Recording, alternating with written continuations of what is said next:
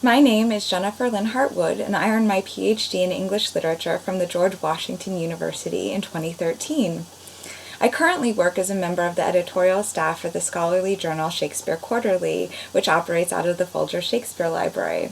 And today, in honor of it being Shakespeare's birth and death day, I'd like to share with you one of my first experiences working with Shakespeare.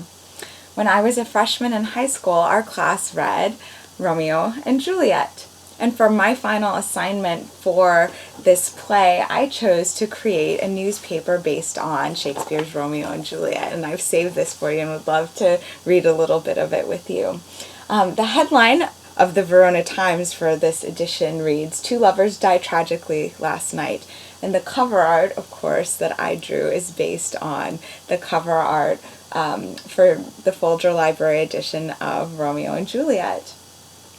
After I gave an account and a very detailed report of the deaths of the two main characters on the first page, my second page of my newspaper featured interviews with people who knew Romeo and Juliet, including the nurse, Prince Aeschylus, and Friar Lawrence. The third page of my newspaper featured obituaries and included the deaths, of course, of Romeo and Juliet, as well as Tybalt and Mercutio, in addition to these very colorful ads appropriate, I thought, to Italy. The final page of my newspaper is an editorial section in which different fictional characters I invented give their opinions about the deaths of Romeo and Juliet, and I'd love to read a couple of these to you quickly. The judgmental Marie Rico, fictional, of course, had this to say: "The deaths of Romeo Montague and Juliet Capulet were entirely preventable and extremely unfortunate.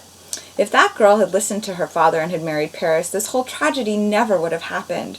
Romeo and Juliet actually thought that they were in love? Ha! Teenagers have no clue what love is."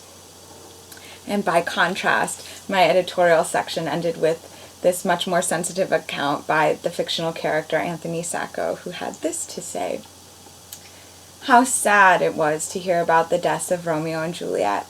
They were so young and had so much of their lives left to live. Love is a fragile but intense thing, no matter what your age."